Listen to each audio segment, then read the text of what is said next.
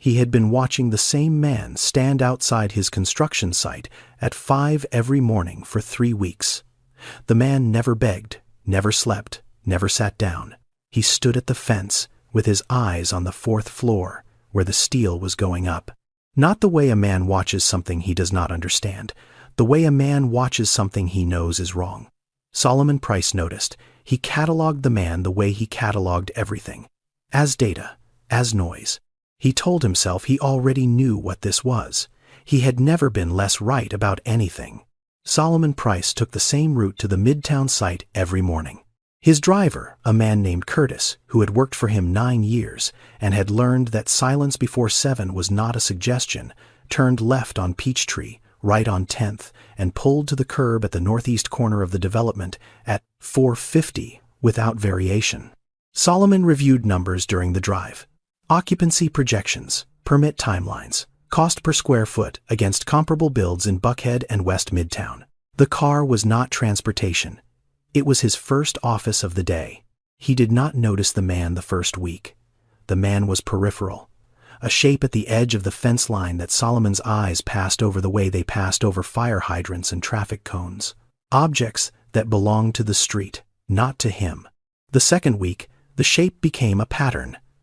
Same position, same hour, 5 in the morning, sometimes earlier. Standing at the chain-link fence on the south side of the site, where the structural work on floors 3 through 6 was visible from the street. The man wore an oversized coat that had once been something close to green and was now the color of nothing in particular. His shoes were split along the right sole. He carried no sign. He held no cup. He did not sit. Solomon noticed the standing first. Homeless men in Atlanta sit. They lean. They find walls and doorways and bus stop benches and fold themselves into whatever geometry the city offers. This man stood, feet apart, weight even, like someone who had once been taught how to carry himself and had never unlearned it. By the 3rd week, Solomon had stopped pretending he was not watching.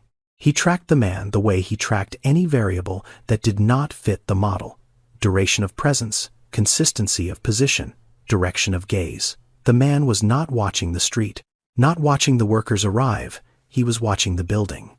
Specifically, the 4th floor, where the steel framing crew had been working for 11 days on the lateral bracing system. Solomon knew this because he had studied where those eyes went. From 30 feet away, through tinted glass, for 3 consecutive weeks, the eyes did not wander. They followed the steel the way someone follows something he understands. On a Tuesday morning in the 3rd week, something changed. The man looked up at the 4th floor the way he always did. Then he tilted his head slightly to the left. Then he shook it. Once. Small. Not frustration. Not confusion.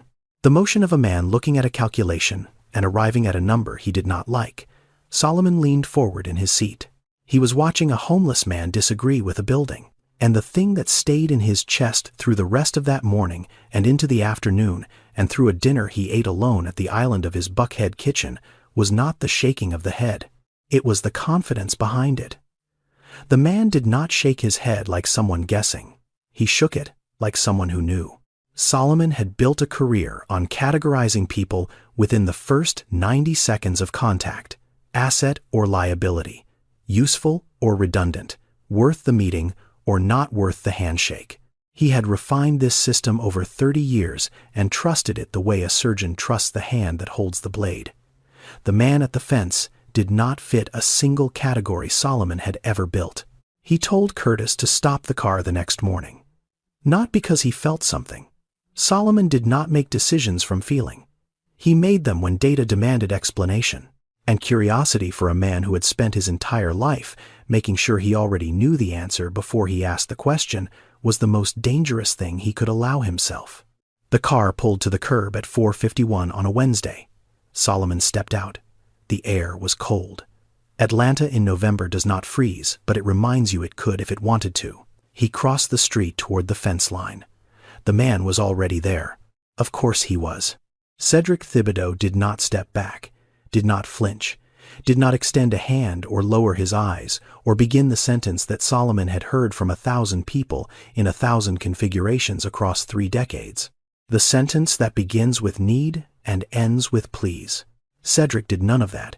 He glanced at Solomon for perhaps 2 seconds. Then he looked back at the building, as if the 4th floor was the more interesting conversation.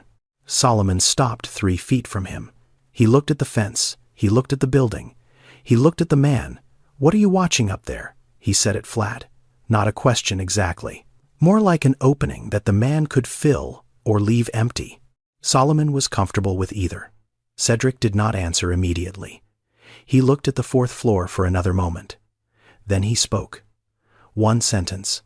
No preamble. No hesitation. "Your lateral bracing on the east side of 4 is under spec for the load path from the mechanical penthouse.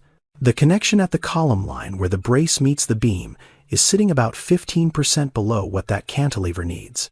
You will not see it until the roof deck goes on. By then it will cost you 6 figures to fix what would cost 4,000 today." Then he stopped talking. Solomon stood still. He did not know yet if the sentence was accurate. He would find out later that it was. What stopped him was not the content. It was the language. The vocabulary did not belong to the man standing in front of him. The coat did not match the words. The shoes did not match the specificity. The gap between what Cedric looked like and what Cedric sounded like was so wide that Solomon's system, the system that categorized everything, that processed and sorted and filed every human variable into columns that made sense, simply stalled. He had no column for this. Solomon looked at the man for a long time. Cedric did not look back. He was still watching the building. "Be at the site office at 5 tomorrow morning. I will give you work." Solomon said it the way he said everything. Clear, clipped, 1 condition, 1 time, 1 chance. He did not explain what kind of work. He did not promise anything beyond the sentence. He had learned a long time ago that promises made to strangers cost more than they are worth. Offers, on the other hand, cost nothing until someone shows up to collect. Cedric looked at him. Not at the building. At him. For the first time since Solomon had crossed the street, he held the look for 3 seconds. Then he nodded. Once, no gratitude, no questions. No performance of relief or surprise or any of the things Solomon expected a man in his position to perform. Just the nod. A single downward motion of the head that said yes the way a man says yes when he has been waiting for the question longer than the person asking it has been alive. Solomon turned and walked back to the car. Curtis had been watching through the windshield. He asked Solomon what he had said to the man. Solomon did not answer. He was thinking about the way Cedric had delivered that sentence. Not like a man trying to impress someone. Like a man who had said it before. To foremen and inspectors and project managers and every person who should have listened and did not. Like a man who had been right about something for a very long time and had run out of people willing to hear it. The car pulled away from the curb. Solomon opened the spreadsheet on his tablet. The numbers looked the same as they had 10 minutes ago, but something behind them had shifted. He could not yet say what. Cedric watched the car leave. He stood at the fence for another 4 minutes. Then he turned and walked south on 10th Street toward the overpass at the I-75 junction where he had been sleeping for the last 14 months. He had a plastic storage bin under the bridge. It held everything he owned. A sleeping bag with a broken zipper that he kept closed with a binder clip. A toolbox. Old, dented at the corners. The latch had been replaced twice. And a plastic bag knotted at the top with a white dress shirt folded inside it. He untied the bag, took out the shirt, held it up in the last of the afternoon light coming through the overpass gap. The collar had yellowed. The cuffs were frayed at the edges. This was the shirt he had worn on the last day he went to work. The last day he held a license. The last morning he woke up in a house that had his name on the lease and drove to a job that had his name on the truck. And came home to a daughter who had his name in her mouth before he was through the door. He had kept the shirt for 2 years. Through shelters that lost your things while you slept. Through nights when he could have traded it for a warmer layer. Through every week where keeping something clean was an act of resistance against a world that had decided he did not need clean things anymore. He kept it because it was proof of what he could not always say, but it was proof. At 9 that night, Cedric walked 4 blocks to a 24-hour laundromat on Northside Drive. He put the shirt in a machine. He fed it his last 3/4. He sat on the plastic bench and watched the shirt turn in circles through the round window of the dryer, while the fluorescent lights buzzed above him and the attendant behind the counter did not look up once.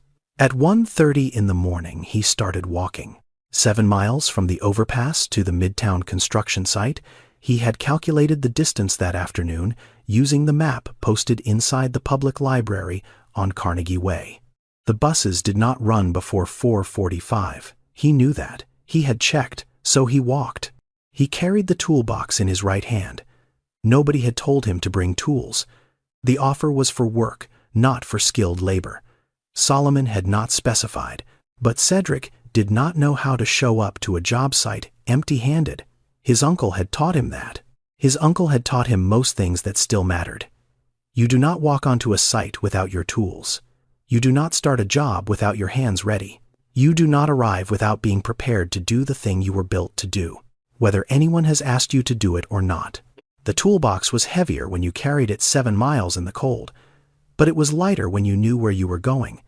Cedric had not known where he was going for 2 years. Tonight he knew. 3:47 in the morning.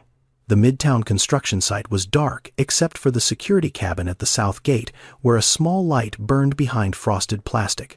Cedric sat down on the concrete step beside the gate. His shirt was damp from sweat that had cooled on the walk. The toolbox rested against his left foot. He placed his hands on his knees and waited. The security guard saw him from inside the cabin. Winston Okafor, 60 years old, 22 years in the Army before this. He had been doing night security on construction sites for 6 years, and he knew what a man sitting outside a gate at 3:47 in the morning usually meant. He reached for his phone. Then the man outside spoke. "I have an appointment at 5. Winston looked at the clock on the wall. 3:47.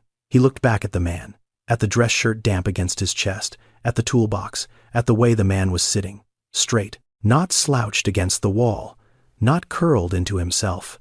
Sitting on that step like he had earned the right to sit there and was simply waiting for the world to confirm what he already knew. Winston put the phone down. He unscrewed the cap on his thermos, poured coffee into the cup that doubled as a lid, walked outside, set it on the step beside the man. Cedric picked it up with both hands. His fingers were shaking, not from fear, from 7 miles of cold that had settled into his joints and had not yet been given a reason to leave. Neither of them spoke. At 4:50, Solomon Price's car pulled to the curb. Solomon stepped out. He saw Cedric before he reached the gate, sitting on the step, shirt damp, toolbox beside him. The same man who had been standing at the fence every morning for 3 weeks, except now he was inside the boundary line. He had crossed from watching to waiting. Winston came out of the cabin. He had been here since before 4, he said to Solomon. Just sitting. Did not knock. Did not call out. Just sat there with that box and waited. Solomon looked at Cedric. Cedric stood. Not quickly. Not like a man trying to impress. Like a man whose body was stiff from hours in the cold, and who stood anyway because standing is what you do when the person who offered you something arrives to see if you meant it. Solomon looked at the toolbox. Nobody told you to bring tools. Cedric looked at him. Nobody had to. Solomon studied the man for a moment. The shirt that had been washed within the last 12 hours. The shoes that had walked 7 miles. The toolbox that nobody had requested, and that weighed more than it should for a man who had not eaten since yesterday afternoon. You showed up, Solomon said. He did not say it warmly. He said it the way he confirmed a data point that had exceeded the projection. I always show up, Cedric said. Not as a boast, not as a plea, as a fact. The way you state something that has been true so long it no longer requires emphasis. Solomon walked to the gate. He entered the code. The lock clicked open. He pushed the gate wide and stood to one side. He did not say welcome. He did not say good luck. He did not make a speech about second chances or fresh starts or any of the words that people use when they want to feel generous about something that costs them nothing. He opened the gate. Cedric picked up the toolbox and walked through. Some moments do not need language. The gate opening was one of them. They gave him a broom. Not a metaphorical broom. An actual broom with a wooden handle and bristles worn flat on one side from months of use by whoever had held it before him. The site foreman, a man named Dwight, who had been running construction crews in Atlanta for 22 years and had the knees to prove it, handed it to Cedric at 6:15 that morning and pointed at the third floor. Sweep, stack, haul, stay out of the way of the trades. Cedric took the broom. He did not ask what trade he would be assigned to. He did not mention the toolbox he had carried 7 miles in the dark. He swept. He swept the third floor and then the second. He stacked rebar offcuts into bundles and carried drywall sheets from the loading dock to the freight elevator and held doors open for electricians who walked past him without looking at his face. He did all of it without complaint and without pause and without once looking at the clock on the site office wall that every other laborer checked at least 4 times before lunch. By noon, Dwight had noticed 2 things. The first was that Cedric moved through the site like someone who had been on construction sites before. Not the careful, uncertain movement of a new hire learning the geography of a building under construction, the deliberate movement of a man who knew where the hazards were before he reached them, who stepped over conduit runs without looking down, who moved around open floor penetrations without being told they were there. The second thing Dwight noticed was that Cedric kept looking at the electrical work, not casually, not the way a curious laborer glances at something unfamiliar. Cedric looked at junction boxes and panel boards and wire pulls the way a doctor looks at a patient in a waiting room, assessing, reading, already arriving at conclusions before anyone has asked for a diagnosis. At 2:17 in the afternoon, the problem on the third floor became impossible to ignore. The distribution panel serving the east wing had been throwing inconsistent readings since installation. The metering system reported load values that did not match what was connected. The electrical subcontractor had sent 2 men that morning. They had spent 4 hours checking circuits and tightening connections and running continuity tests and had not found the fault.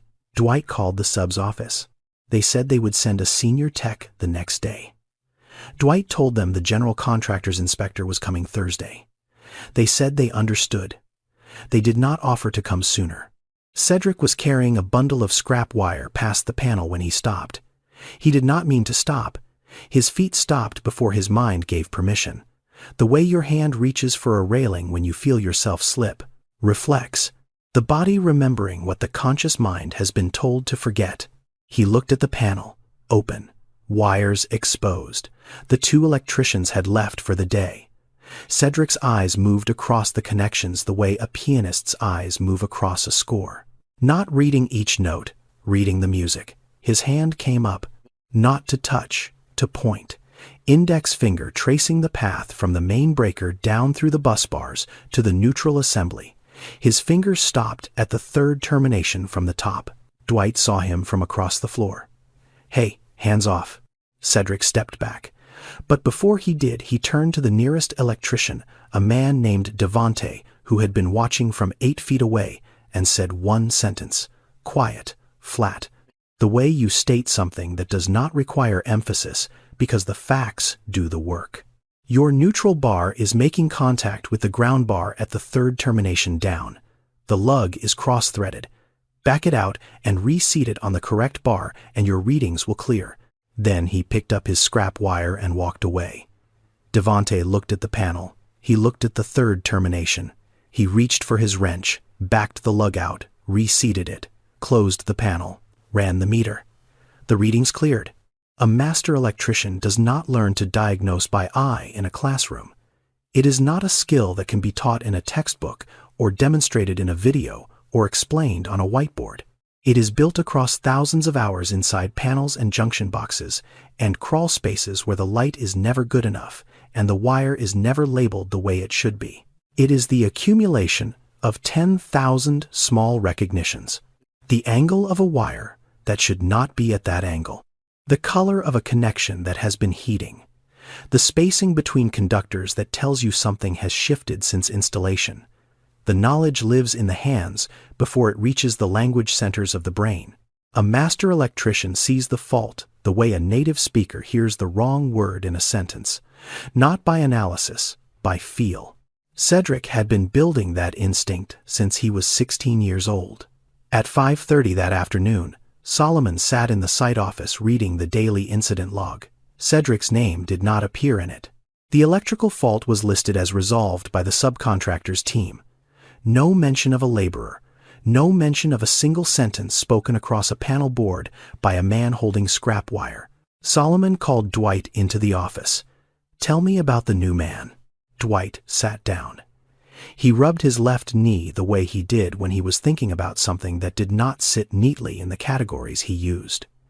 "He knows more than half my electrical crew," Dwight said. He did not say it with admiration. He said it with the discomfort of a man who has just realized that the person sweeping his floors could be running them. Solomon closed the incident report. The data had changed, and when the data changes, the model that produced the previous conclusion is no longer valid. He had learned this 30 years ago. He had built a company on it. He had never expected to learn it again from a man with a broom. Solomon Price grew up in Bankhead, the west side of Atlanta, where the houses sat close together and the porches sagged and the streetlights worked when they felt like it and did not when they did not. His mother, Opal Price, raised 4 children in a house that had 2 bedrooms and 1 working bathroom and a front porch with a light that she kept on every night, regardless of the electricity bill, because she believed a lit porch was a promise that someone inside was still awake and still waiting for you to come home. Opal cleaned offices, Monday through Saturday. The 7:15 bus to Buckhead, back at 6:40 if the traffic held. She was never late. She was never sick on a workday. She never once told her children that what she did was hard because she did not believe difficulty was something you discussed. It was something you walked through on your way to the next thing. She had a saying. She said it so often that Solomon heard it in his sleep for years after he left home and could still hear it now 30 years later at 4 in the morning when the house was quiet and his mind was not. Show up before you are asked. Stay after you are needed. Solomon built everything on that sentence. Every deal, every meeting, every negotiation where he arrived first and left last and made the other person feel like they were always one step behind a man who had already done the math. He built Price Development Group on the back of a woman who cleaned offices in Buckhead and came home on the 6:40 bus and kept the porch light on. But somewhere between the sentence and the empire he had built from it, something shifted. Show up before you are asked became a test he gave other people instead of a standard he held for himself. It became the metric by which he measured employees and contractors and partners and anyone who wanted access to what he had built. It stopped being a way of living. It became a way of sorting. He showed up for deals. He showed up for closings. He showed up for board meetings and investor calls and site inspections and every appointment that had a dollar figure attached to it. He stopped showing up for the things that did not. 8 years ago, Opal called him on a Sunday evening. The porch light had gone out. She had tried the bulb. It was not the bulb. She thought it was the fixture, or maybe the wiring. She was not sure. She asked him to come look at it. Solomon told her he would send someone, an electrician, someone who could fix it properly. She was quiet for a moment. Then she said, "I do not want someone. I want you." He said he would come Saturday. He did not come Saturday. He had a closing in Buckhead that ran long and a dinner with investors that he could not cancel. And by the time he thought about the porch light again, it was Sunday night, and the week was already starting, and the porch light became one of those things that sits on a list and moves lower every day, until it falls off the bottom. Opal died 3 months later. Not from illness, not from anything dramatic or preventable or narratively convenient. She died because life has a limit, and the limit arrived on a Wednesday morning while she was sitting in the kitchen chair she had sat in every morning for 31 years. The porch light was still broken when they found her. Solomon sold the house 90 days later. He did not go inside to fix the light. He did not need to.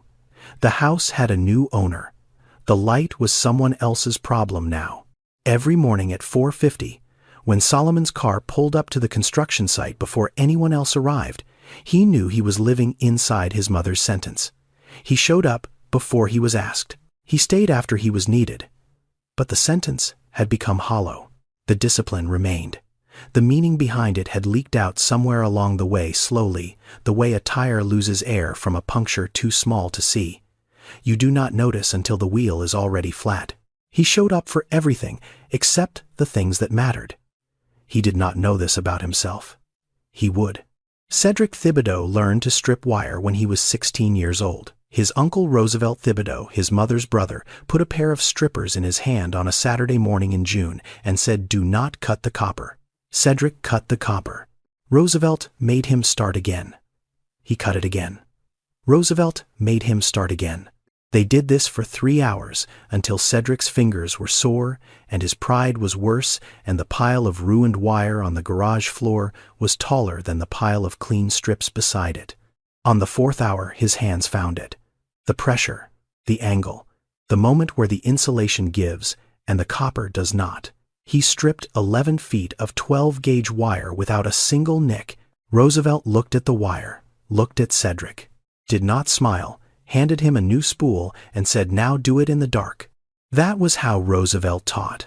Not by explaining, by repeating, not by telling you what right looked like, by making you do it wrong enough times that right became the only option your hands would accept. He had been a master electrician for 35 years. He had wired hospitals and schools and office towers and the kind of buildings where if you make a mistake, someone does not come home. He had a rule. He said it before every job, before every panel he opened and every wire he pulled and every connection he made. He said it so often that the apprentices who trained under him could mouth the words before he spoke them. Wire it like your daughter sleeps in the room. It was not a slogan. It was not motivational. It was arithmetic. Every connection carries current. Current generates heat. A loose termination generates more heat than a secure one. Enough heat in the wrong place, near the wrong material at the wrong time, and the room is on fire, and the person in it has 6 minutes or less to get out. Every wire, every lug, every splice. Someone's daughter, someone's son, someone who trusts that the man who put this together did it like their life depended on it. Because it does. Cedric passed his master electrician's exam at 22, the youngest in the history of the Georgia licensing program. Roosevelt did not throw a party. He did not take Cedric to dinner. He walked into his garage, picked up the toolbox he had carried for 35 years, and handed it to Cedric. The toolbox was not new. The metal was dented at every corner. The latch had been replaced twice. The handle was wrapped in electrical tape where the original rubber grip had worn through. Inside, every compartment had grooves worn into the plastic by tools that had been picked up and put back 10,000 times by the same pair of hands. Roosevelt said, "Anyone can buy new tools. These know how my hands work. Now they will learn how yours do." Cedric opened Thibodeau Electric when he was 28. 4 employees. A used van with the company name stenciled on the side by a sign shop on Moreland Avenue. The van was not impressive. The work was. Cedric did not cut corners. He did not sign off on work he had not personally inspected. He did not let his crew leave a site until every connection met code and every panel was labeled and every wire was run the way Roosevelt had taught him. Like someone's daughter sleeps in the room. He married Shanice when he was 29. They lived in a house in East Atlanta that was small enough to hear every room from any other room and large enough to feel like theirs. Naomi was born when Cedric was 30. She had her mother's eyes and her father's habit of studying things quietly before deciding what she thought about them. When Naomi was 5, she started sitting on the toolbox in the garage while Cedric worked. He let her. He showed her every tool, told her what each one did. She did not understand most of it. She did not need to. She just liked being near the sound of his hands working. She called the toolbox Naomi's chair, not because anyone told her to, because when your father puts you on something every Saturday morning, it becomes yours by repetition, by presence, by the simple accumulation of being there. That was the life Cedric built, not large, not ambitious, in the way that men in Solomon's world would have recognized as ambition. It was precise. It was enough. It was real. And it was taken from him in 90 days. At 32, Cedric took a subcontract on a luxury condominium project on the north side of Atlanta. 12 stories, 96 units, high-end finishes. The general contractor was Vail Construction, owned and operated by Garrison Vail. Vail had been building in Atlanta for 15 years. He had the permits, he had the relationships, he had the banks. What he did not have, and what Cedric discovered within the first 3 weeks on site, was any intention of building the project to code. The wire was wrong, not dramatically wrong, not visibly wrong to someone who did not know what they were looking at, but wrong in the way that matters. The specification called for copper conductors rated for the load. What was being installed was aluminum in sections where aluminum should not have been used. The conduit runs were undersized. The junction boxes were overfilled. The inspection schedule had been compressed from 8 phases to 3, which meant that critical rough-in work would be buried behind drywall before anyone with a license and a clipboard ever looked at it. Cedric documented everything. He filed a formal objection with Vail Construction's project manager. He put it in writing. He kept copies. Garrison Vail called Cedric into the site trailer on a Tuesday afternoon. He sat behind a desk that did not belong on a construction site and looked at Cedric with the patience of a man who was used to people eventually understanding how things worked. Sign off on the work or walk off the site. Those are the options. Cedric did not sign. He walked. 3 months later, an electrical fire broke out on the 6th floor of the building during the finishing phase. A worker named Terrell Sims, 26 years old, suffered 2nd and 3rd degree burns across 40% of his body. The fire started in a junction box that had been overfilled with conductors and sealed behind drywall without inspection. The investigation needed a name. Garrison Vail had lawyers. Good ones. The kind that bill by the hour and earn it. They produced documents, change orders with Cedric's signature on them, work authorizations placing Cedric as the electrician of record for the 6th floor electrical system at the time of the installation in question. The dates on the documents corresponded to a period during which Cedric had already been removed from the project. He could not have signed them. He was not on site. But the signatures looked close enough, and the documents were filed with enough procedural authority that the licensing board accepted them as evidence. Cedric's master electrician license was suspended pending investigation, then revoked. Criminal charges followed. The district attorney's office filed them within 60 days. Felony reckless endangerment. Cedric's court-appointed attorney, a man handling 47 cases, simultaneously sat him down in a room with no windows and explained how plea bargaining works in the American legal system. 97% of federal criminal cases are resolved by plea deal, not because 97% of defendants are guilty, because the system is built on volume. There are not enough judges or courtrooms or hours in the day to try every case. So the system offers a trade. Plead guilty to a lesser charge. Avoid trial. Avoid the risk of a maximum sentence delivered by a jury that has heard only the prosecution's version of events. Accept the certainty of a smaller punishment in exchange for surrendering the uncertainty of a fight you cannot afford to fund. Cedric could not fund the fight. He had lost his license. His contracts were canceled. His employees had found other work. The house in East Atlanta was 2 months behind on the mortgage. He did not have the money for a private attorney. He did not have the money for an expert witness who could testify that the signatures were forged. He did not have the money to survive the 12 to 18 months a trial would take. He took the plea. Felony on his record, license revoked permanently. The word permanently in a legal document does not mean forever. It means until you can afford to prove it should not be. The rest happened fast, faster than Cedric could process. License gone meant income gone.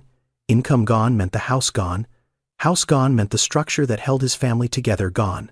Shanice held on for 5 months. She held on past the eviction, past the shelter, past the nights when Cedric sat in the dark and did not speak, and she could not reach him because the man she married had been replaced by the legal system with someone she did not recognize. She took Naomi to Savannah, to her mother's house, to a place with a yard and a school and walls that did not come with a checkout time. She did not leave because she stopped loving him. She left because she had used up every resource she had for staying, and the tank was empty, and she had a 7-year-old daughter who needed at least one parent standing on solid ground.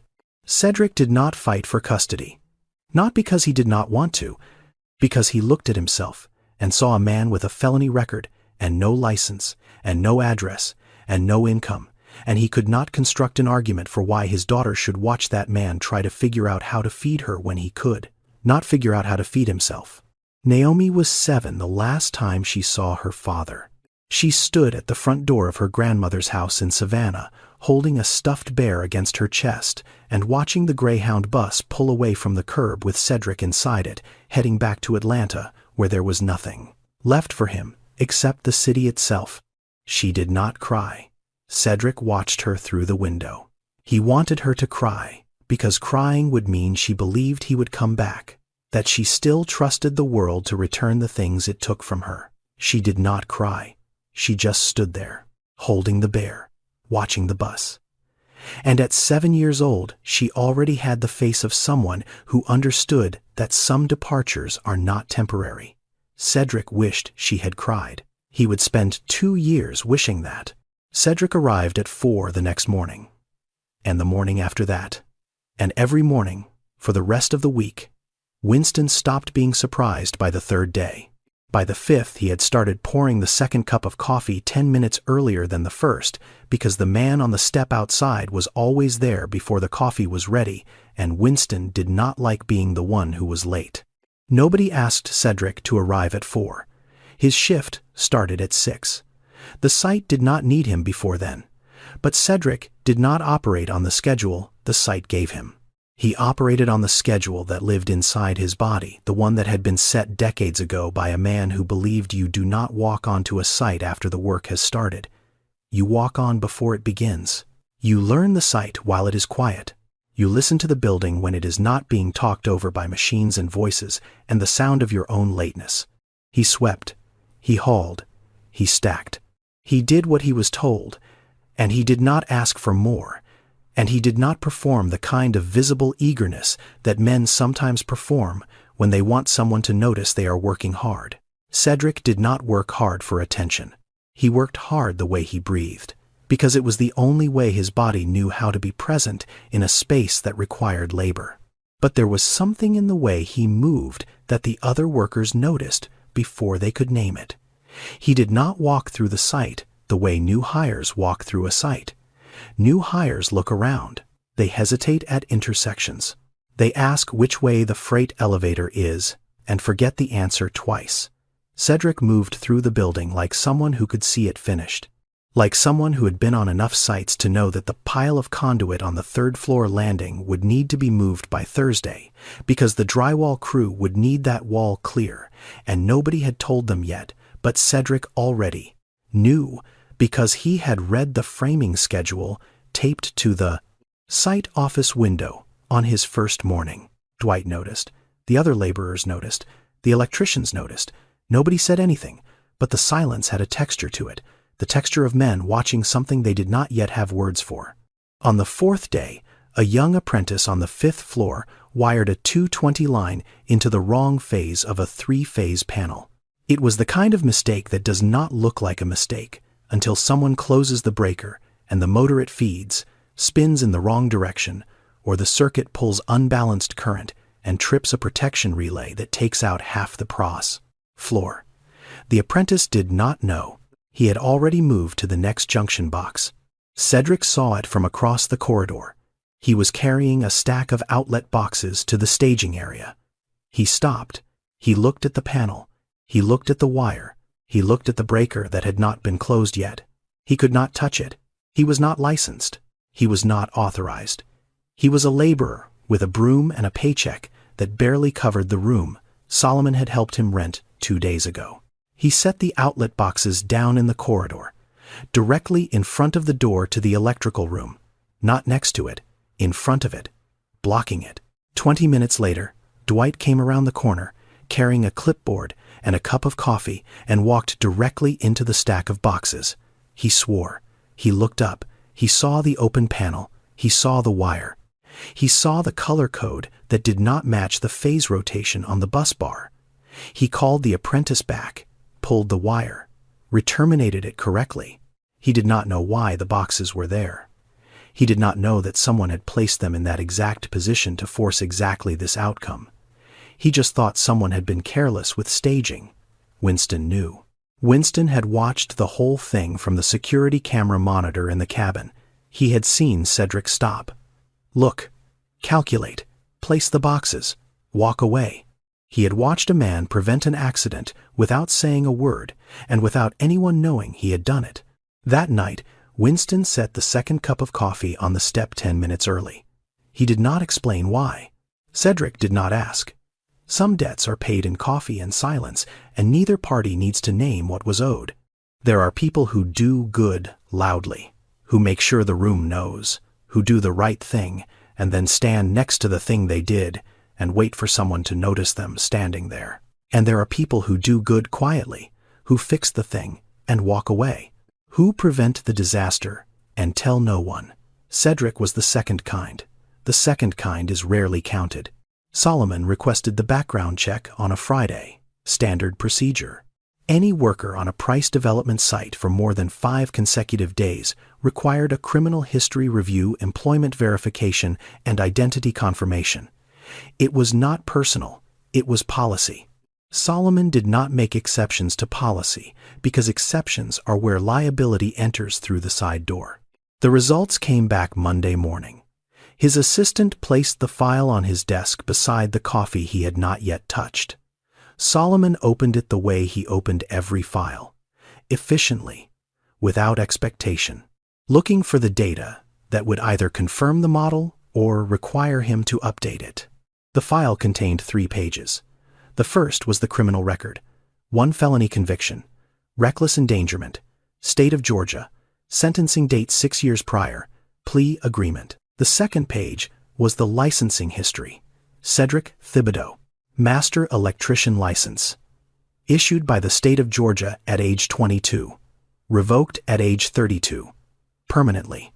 The third page was the employment history. Thibodeau Electric, sole proprietor, 4 employees, established 8 years before the conviction, dissolved 2 months after. Solomon read the 3 pages twice. Then he opened his laptop and typed the case number into the public court records database. He read the charging document. He read the incident report. He read the name of the project where the fire had occurred, Garrison Towers. He read the name of the general contractor, Vale Construction. He read it again. He did not recognize the name Garrison Vale personally. He had never met the man. He had never spoken to him. He had never sat across a table from him in a negotiation, or shaken his hand at a closing, or exchanged a single word in any context at any time. But the name Vale Construction sat in his memory the way a line item sits in a balance sheet, present, accounted for, part of a larger number that he had looked at once and never examined again. 3 years ago, Solomon had acquired a portfolio of real estate assets from a holding company that was liquidating its southeastern properties. 31 assets across 4 states, residential and commercial. The purchase price was $340 million. Solomon's team had evaluated the portfolio on aggregate value, land positions, occupancy rates, cap rates, revenue projections by market. They had not examined each asset individually. That was not how portfolio acquisitions worked.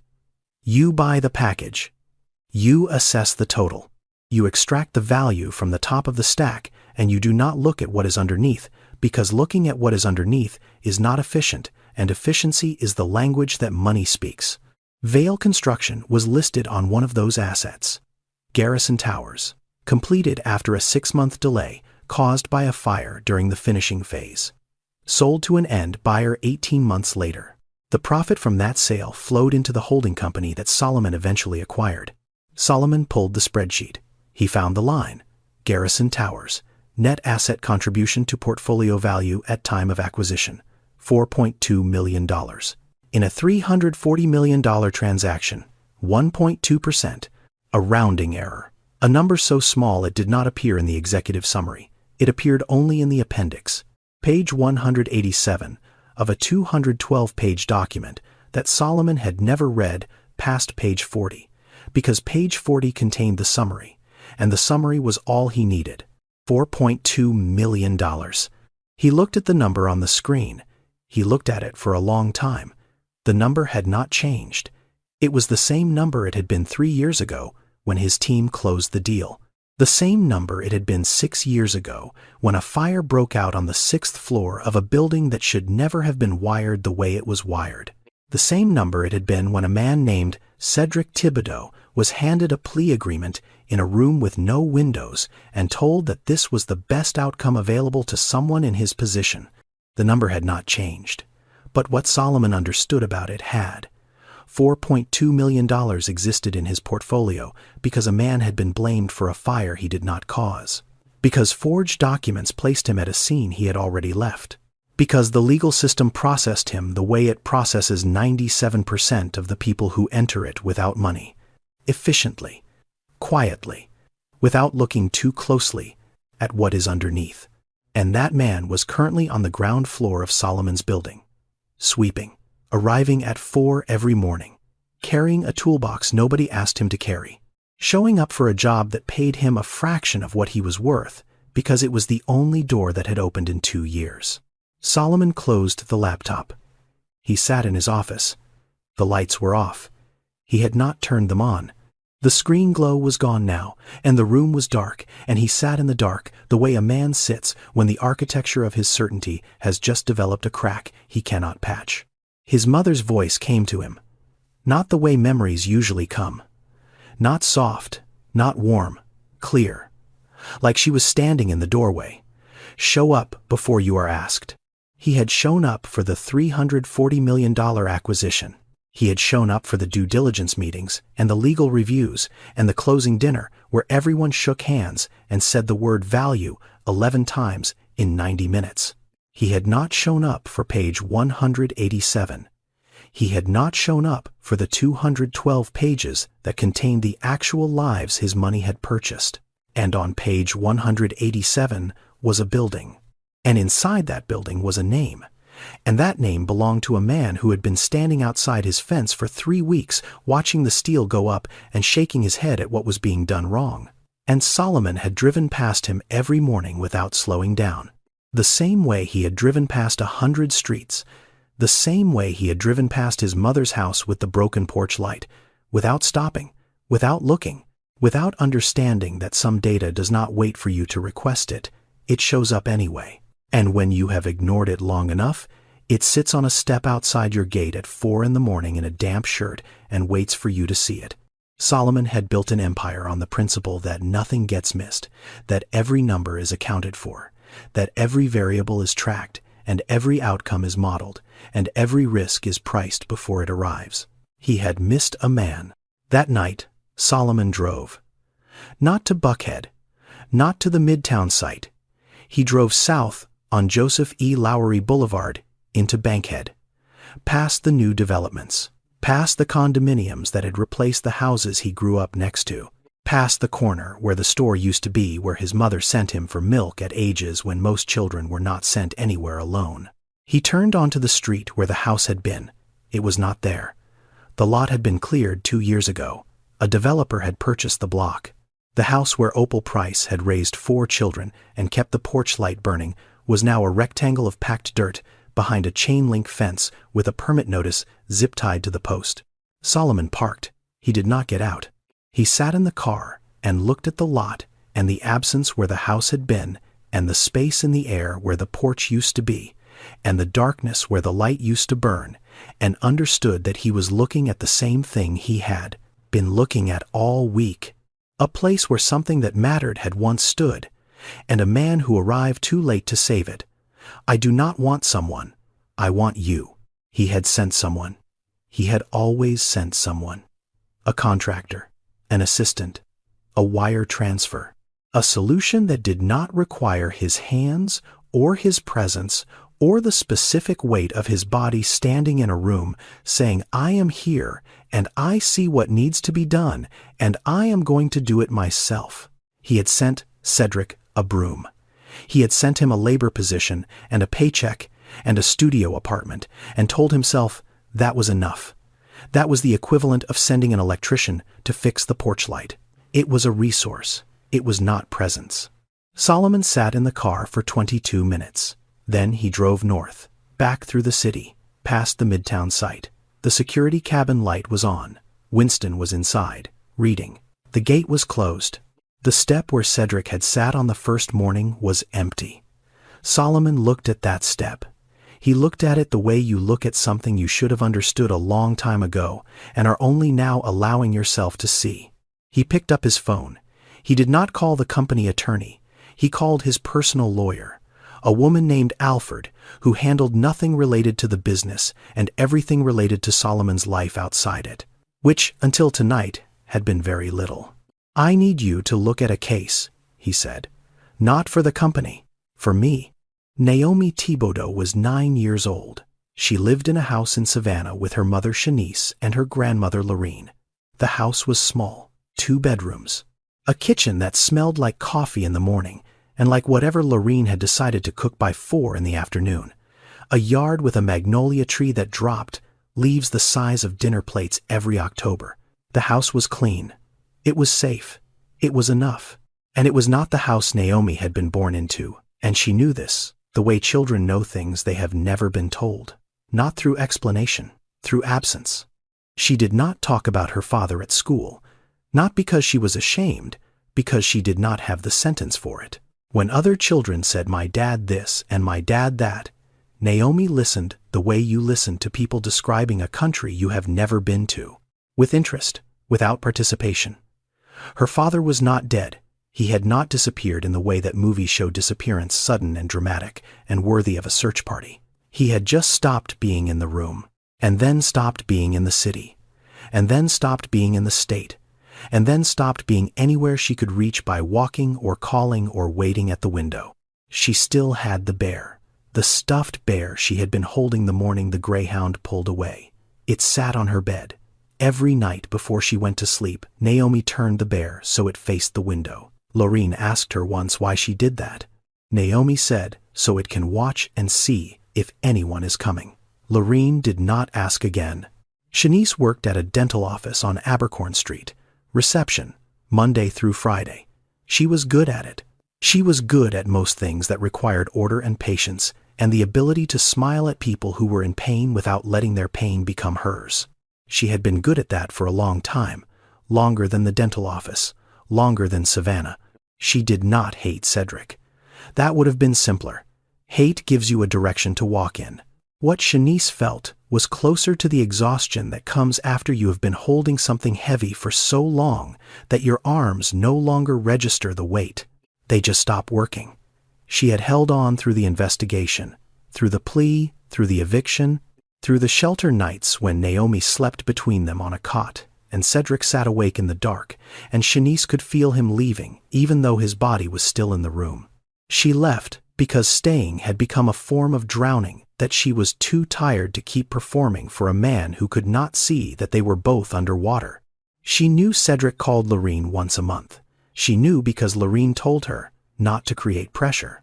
Because Lorene believed a mother should know when a father is still trying, even if the trying looks nothing like what it used to. Shanice listened. She did not respond. She did not tell Lorene to stop accepting the calls. She did not tell her to encourage them. She existed in the gray space between love that has not died and energy that has. It is a specific kind of geography. A lot of people live there. Nobody writes songs about it. Cedric had never called Naomi directly, not because he did not think about her. He thought about her every morning at 4 when the darkness looked the same in Atlanta as it did in Savannah, and the distance between them was measured not in miles, but in the answer to a question he could not face. When she asked, "When are you coming back?" the truth was, "I do not know," and "I do not know" was not a sentence Cedric could say to his daughter, because saying it would mean admitting that the man she remembered, the one who put her on the toolbox every Saturday morning and named each tool and let her hold the flashlight while he worked, that man had been dismantled by a system that did not know his name and did not need to. There are distances measured in miles. And there are distances measured in the things a man will not allow himself to say to his daughter, because saying them would require him to hear himself say them. The second kind is always longer. Denise Alford was not the kind of lawyer you find in a phone book. She was the kind of lawyer you find when you have already exhausted the phone book and realize that the system you are trying to challenge was not designed to be challenged by people who use phone books. She specialized in wrongful conviction appeals and occupational license restoration. She had been doing it for 14 years. She won more than she lost. But she was expensive, and she did not apologize for it, because the work was hard, and the system was harder, and the people who needed her most were always the people who could least afford her. That math never balanced. Solomon paid the retainer in full on the first call. The first thing Alford did was pull every document related to the Garrison Towers project from the archive Solomon's company maintained. Solomon had legal access. He owned the assets. The archive had been sitting in a digital storage system for 3 years, and nobody had opened it because nobody had needed to. Alford opened it. The change orders were there. 6 documents bearing Cedric Thibodeau's signature, each one authorizing electrical work on the 6th floor of Garrison Towers during the period when the faulty installation was completed. Alford laid them out chronologically. Then she laid out the project's personnel records. Cedric's termination from the project was documented, dated, filed by Vale Construction's project manager. The termination date was 11 days before the earliest change order bearing Cedric's signature. 11 days. Cedric had been fired from the project 11 days before he allegedly signed the first document authorizing the work that caused the fire. He could not have signed them. He was not on the site. His badge had been deactivated. His name had been removed from the subcontractor roster. The documents were impossible, and nobody had noticed. Not the investigators, not the licensing board, not the public defender handling 47 cases who advised Cedric to take the plea because fighting was a luxury his bank account could not fund. Nobody noticed because nobody looked. Alford contacted Garrison Vale's legal counsel. 2 days later, Garrison called Solomon directly. The call lasted 90 seconds. Garrison said he could explain everything. Solomon said, "I do not need you to explain to me. I need you to explain to a judge." Garrison tried what men like Garrison always try when the structure beneath them starts to shift. He worked his network.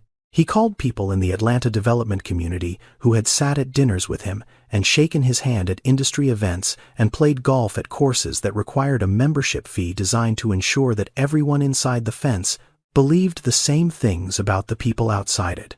He expected solidarity. He expected the quiet protection that wealth extends to its own. He did not account for the fact that Solomon Price did not belong to the network.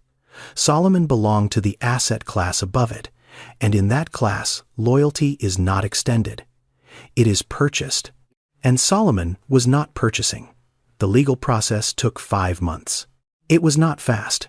Garrison's attorneys filed motions to delay. They requested continuances. They proposed settlements, private, quiet, financial. Solomon rejected every one. He told Alford in a meeting on the 3rd month, "I am not fixing this with money. I am fixing it with records. The felony has to be vacated. The license has to be restored. His name has to be clean. Those are the 3 conditions. Nothing less." Most people who carry a felony conviction on their record never get it removed. Not because the process does not exist. It does. It requires an attorney. It requires filing fees. It requires access to the original case files. It requires expert witnesses. It requires time. Months, sometimes years. It requires above all money. And money is the thing that the conviction itself has already taken from you. The system creates a circle. You cannot clear the record because you cannot earn. You cannot earn because the record is not clear. 97% of people who enter that circle never exit it, not because they are guilty, because the door out costs more than the door in. After the first hearing, Alford sat with Solomon in the hallway of the Fulton County Courthouse. She asked him a question she had been holding since the first phone call. You are spending a significant amount of money and time on a man you met outside a fence 6 weeks ago. Why? Solomon did not answer immediately. He looked at the hallway, at the fluorescent lights, at the people sitting on benches waiting for their names to be called by a system that processed them the way Solomon's company processed acquisitions. By volume, by efficiency, by the math that says some things are too small to look at closely. I am not doing this because I feel sorry for him, Solomon said. Then why? Solomon was quiet for a moment. Because I owe a light. Alfred looked at him. She did not ask what that meant. She had been doing this work long enough to know that the reasons people finally act are almost never the reasons they can fully explain. Sometimes the reason is a light. Sometimes that is enough. The forensic document examiner confirmed the forgeries in month 4. The signatures on the change orders did not match Cedric Thibodeau's verified handwriting samples. The ink analysis showed inconsistencies with the dates printed on the documents. 3 former members of the Garrison Tower's electrical crew, now retired or working other jobs, provided sworn statements confirming that Garrison Vale had directly instructed the use of substandard materials and had threatened subcontractors who objected. The court vacated the conviction. The felony was removed from Cedric's record. The Georgia Licensing Board received the court's recommendation for reinstatement of his master electrician's license. The administrative process would take 60 days. Garrison Vale was subsequently indicted on separate charges: fraud in construction documentation, forgery of official records. The charges did not come from Solomon. They came from the district attorney's office once the court filings became public record. Solomon did not push. He did not need to. The documents did the work. Garrison had not prepared for any of this. He had not prepared because for 6 years he had lived in the comfort of knowing that the man he had blamed did not have the resources to look back. Cedric could not afford a lawyer, could not afford an investigator, could not afford the luxury of doubt. Garrison had bet on poverty, on silence, on the simple fact that the system does not revisit its own conclusions unless someone with enough money forces it to open the file again. He was right about Cedric. Cedric could not have done this alone. Garrison's only miscalculation was that he did not account for the possibility that someone else might look.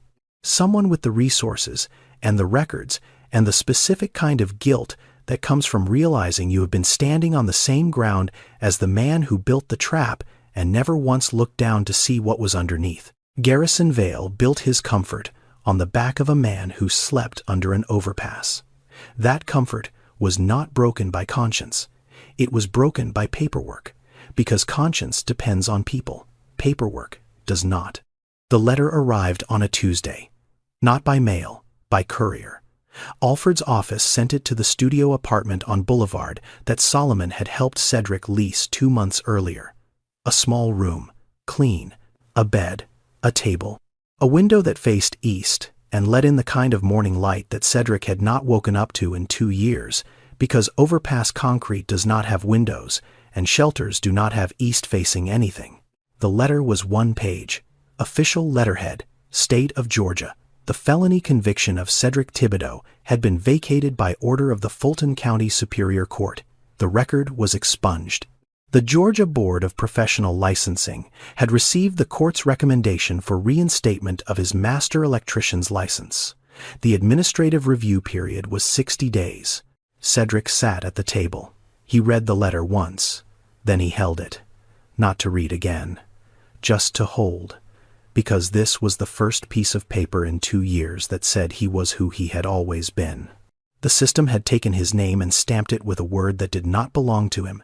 And for 6 years that word had followed him into every room he entered, and every application he filled out, and every night he spent under concrete, listening to traffic pass above him, wondering if the sound of a city moving without you is the loneliest sound there is, or if there is something lonelier, and you just have not found it yet.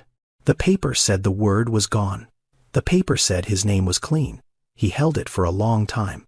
That evening Cedric picked up his phone. He had Lorene's number memorized. He had called it once a month for 2 years. Always Lorene, never Naomi. Not because he did not want to hear his daughter's voice, because he did not have an answer for the question she would ask, and calling without an answer felt worse than not calling at all. Tonight he had an answer. Not a perfect one. Not the answer that erases 2 years of absence or returns a 7-year-old girl her father at the age she needed him most, but an answer that pointed forward instead of nowhere. And forward was enough to pick up the phone. Lorene answered on the second ring. She did not say hello. She was quiet for a moment. Then she said, "You are ready now." "Yes, ma'am." Lorene set the phone down. He heard her footsteps. He heard her voice calling down the hallway. He heard smaller footsteps, then nothing, then breathing. 4 seconds of silence, the longest 4 seconds of both their lives. "Daddy." She did not say it as a question. She said it as a confirmation. The way you say a word when you have been practicing it in your head for 2 years, and you finally get to say it out loud, and the sound of it matches exactly what you remembered. Cedric could not speak for a moment. Then he said, "I am sorry you had to wait so long." "I knew you would call," Naomi said. "I told the bear to watch the window every night." Cedric set the phone down on the table, not because he was crying, because there are sentences a daughter says to a father that land in a place the body is not built to absorb while standing. He needed 1 second, just one, to let the weight of it settle into a shape he could carry. He picked the phone back up. They talked for 11 minutes. She told him about school, about the magnolia tree, about a boy in her class who could not do long division. She did not ask when he was coming. She did not need to. The call itself was the answer. After Naomi went to bed, Lorene called back. She spoke quietly. "That child has been waiting," she said. "Now you showed up." "I always show up," Cedric said. This time the words were not for Solomon, not for a job site, not for a gate at 4 in the morning. They were for a 9-year-old girl in Savannah who had turned a stuffed bear toward the window every night for 2 years because she believed that watching was the same as waiting, and waiting was the same as faith, and faith, if you held it long enough, eventually opened a door. Cedric hung up. He looked at the toolbox on the floor of the apartment. Roosevelt's toolbox, Naomi's chair. He knelt down and opened it. Inside, every tool sat in its place. The grooves worn by his uncle's hands. The grooves being shaped by his own. The metal cool and familiar and heavy, in the way that things are heavy when they have been carried through something and come out the other side still intact. Some things, no matter how long they are taken from you, remember how to come back. 60 days later, the license was restored. Solomon called Cedric into the site office at the Midtown development on a Thursday morning. He placed a contract on the desk. Head electrician, the same building Cedric had been watching from outside the fence. The same 4th floor he had shaken his head at on a Tuesday morning 3 months ago. The position matched the skill. It was not a gift. It was a correction. Cedric's first official day was a Monday. He arrived at 4 in the morning. Winston looked out from the cabin. He did not look surprised. He looked like a man seeing something he had been expecting for a long time finally arrive. "You are early again," Winston said. "I am always early," Cedric said. The words landed differently now. 3 months ago they had been the words of a man with nothing proving he still had something. Now they were the words of a man, with his name back and his tools in his hands, and a daughter in Savannah who had stopped turning the bear toward the window because she no longer needed it to watch. She had heard his voice. That was enough. On the assignment board inside the site office, a new name had been added to the crew roster. Cedric Thibodeau, Master Electrician, written in dry erase marker on the same whiteboard he had walked past every morning carrying a broom.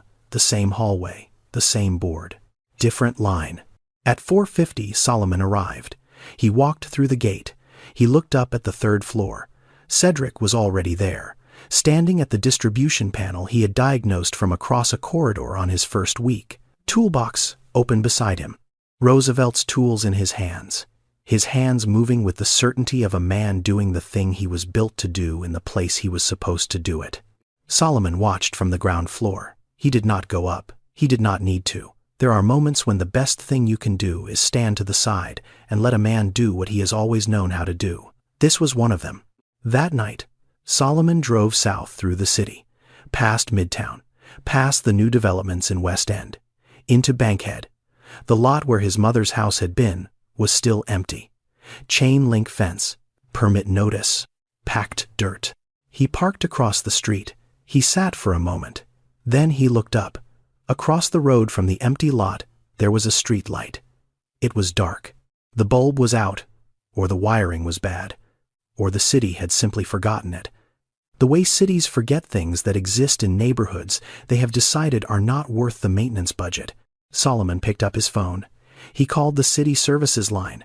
He reported a broken streetlight. He gave the address. He gave his name. He waited on hold for 4 minutes while a clerk processed the report. Then he hung up. It was not the porch light. Nothing could be the porch light. That light belonged to a house that no longer existed, and a woman who no longer waited inside it for a son who never came. You cannot fix the thing you should have fixed when the person who asked you to fix it is gone. That math does not balance. It never will. But it was a light, on a street, in a neighborhood where someone was walking home tonight, and the sidewalk was dark, and the dark made the walk longer than it needed to be. And Solomon Price, a man who had spent his life driving past things without stopping, stopped. It was not the porch light, but it was a light. And this time he stopped. Solomon gave Cedric a test. Show up at 5. Cedric showed up at 4. The world calls that exceeding expectations. But Cedric did not exceed anything. Cedric had been showing up at 4 his entire life. To job sites, to his uncle's garage, to the fence outside a building he was not allowed to enter, to an overpass where he slept with a toolbox beside him, because even when you have nothing, you do not arrive empty-handed to the life you are trying to get back to. He did not exceed the expectation. He met his own standard. The only thing that changed was that someone finally noticed. We talk about giving homeless people a chance as if a chance is a gift, as if the opportunity itself is the generous act. But for many of the people sleeping under overpasses and standing at fences and arriving before dawn to a gate that is not yet open, the chance is not a gift. It is the return of something that was taken. Cedric did not need to be given a chance. He needed the system that stole his chance to give it back. Garrison Vale took a man's career and slept comfortably for 6 years. Cedric Thibodeau lost everything and still woke up at 4 in the morning. The world looked at the man under the bridge and called it failure. Think about that for a long time. This is a work of fiction, but the systems inside it are not. Plea bargaining, occupational licensing barriers, workforce re-entry, felony records that follow people into every job application and every apartment lease and every phone call they cannot bring themselves to make to a daughter who is waiting. All of it is real. I wrote this story because I believe sometimes fiction is the only way to make people look at a truth they walk past every day. If you want to learn more about workforce re-entry programs for people with records, organizations like the National Hire Network, the Reentry Council, and local legal aid societies are doing the work that this story only imagines. If you know someone who is trying to come back, not from a mistake, but from a system that pushed them out, send them this story. If this story made you angry, good. That anger is information. Use it. Subscribe. See you in the next one.